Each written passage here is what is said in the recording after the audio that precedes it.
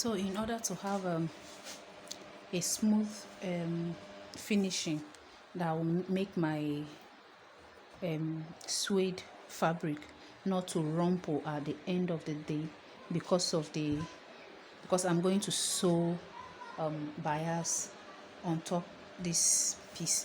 So in order not to make it rumple, I'm going to iron hasty on it.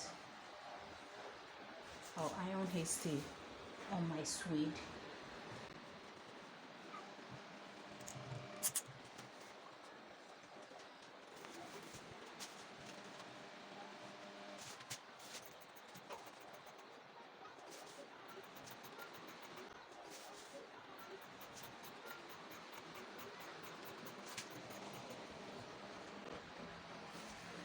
And the same way, I'm going to still iron on the main fabric, but on this fabric, I'm ironing gum steel, a medium gum steel, not hair steel. I'm ironing medium gum steel on the.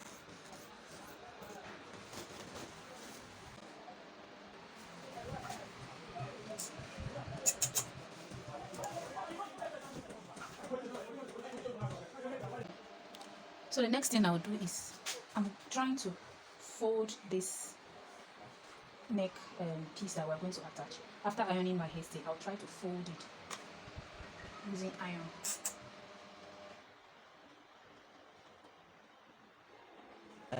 The folding is not so difficult, but without the hair stay, it would have been difficult for me to fold it easily like this. But with the hair stay, it's not so difficult to fold. Okay.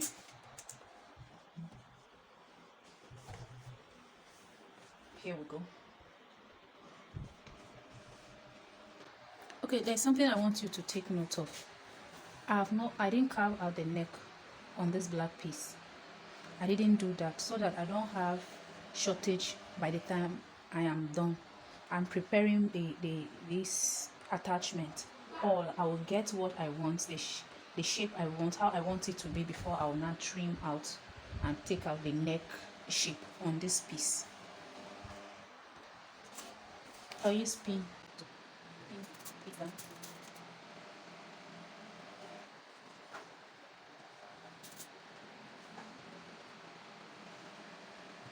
Okay, so using tape, I will get the center of this front piece. I'll get my center front using tape. So according to my tape, this is the center. And I'll do the same thing around here. I'll get the center.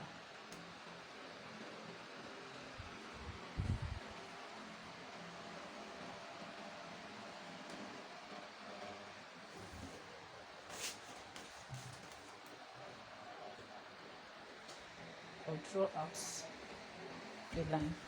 So now from this center, that is where I'll now draw out the lines to insert my bias. Now that I have gotten my center front, I've gotten my center front of the width of this thing. So from my center front, I'm marking from here to here 2.5, that is 2.5, and I'll mark that 2.5 all through that side. And then here I'm marking 0.75 because the neck is smaller than this point. So the width, the distance between each of the bias, this is what I am using. The distance between each from down here is not going to be the same up here. So I'm giving 2.5 here, then 0.75 here. 0.75, 2.5, 2.5, 2.5, 2.5, and 2.5. Then 0.75, 0.75. Then I'll go, I'll draw out my lines.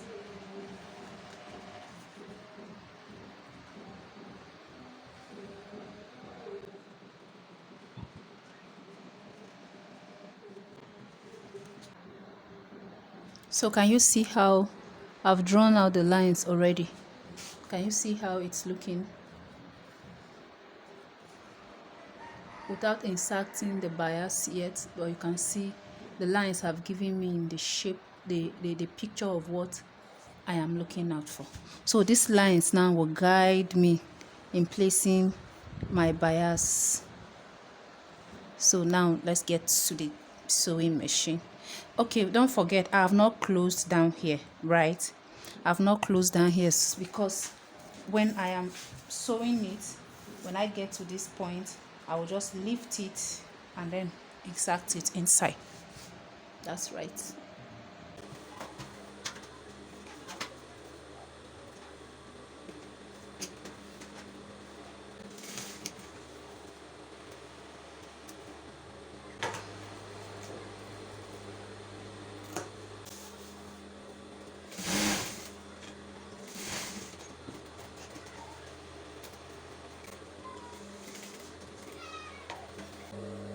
Okay, so now I am done attaching all this.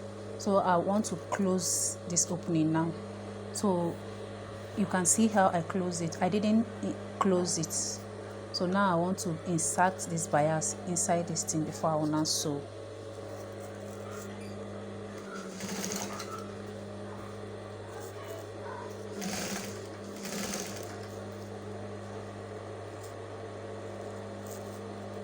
Can you see that?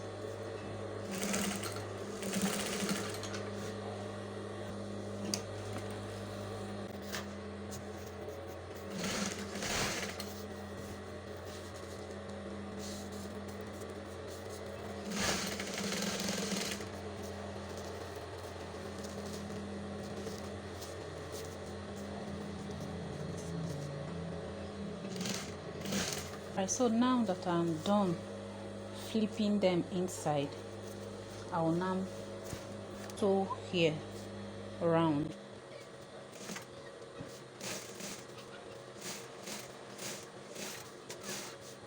Notice that my suede is not squeezed at all. There is no rumple on the surface of my suede. That is the work of the hasty and the gum steel that I gum inside before starting to sew my bias.